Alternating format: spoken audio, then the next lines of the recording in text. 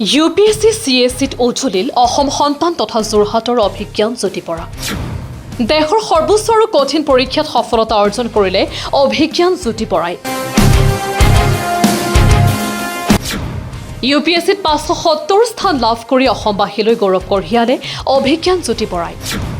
চিকিৎসক হিচাপে কাৰ্যনিৰ্বাহ কৰিও অভিজ্ঞান জ্যোতি বৰাই কৰিছিল UPSCৰ প্ৰস্তুতি।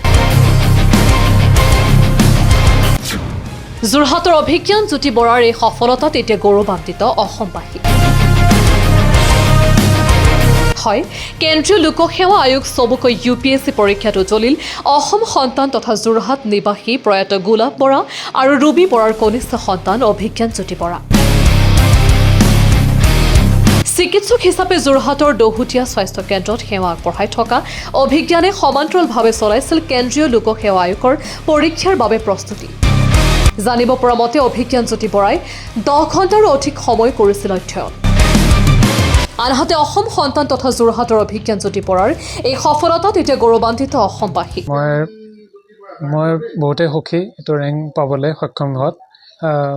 মোৰ প্ৰথমে মোৰ ধন্যবাদ মোৰ গোটেই ৰাইজকো, কাৰণ আৰু মোৰ মা আৰু দাদা আৰু বাক যাৰ সহায়ত মই এইটো স্থান পাবলৈ সক্ষম হ'লোঁ। আৰু মই আশা কৰোঁ যে অসমৰ আন পৰীক্ষাৰ্থীও যাতে এইটো এক্সাম দি পেলাই আৰু অসমৰ পৰা চিলেকশ্যন হয় আৰু অসমখন আগুৱাই যাব। হয়, মই অনলাইন কোচিং কৰিছিলোঁ দিল্লীৰ নেক্সট IAS পৰা।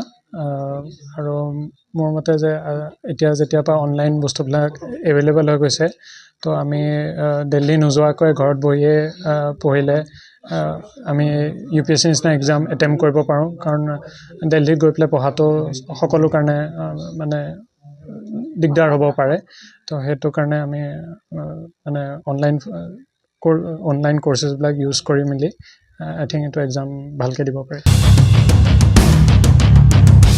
News desk, E-News Plus।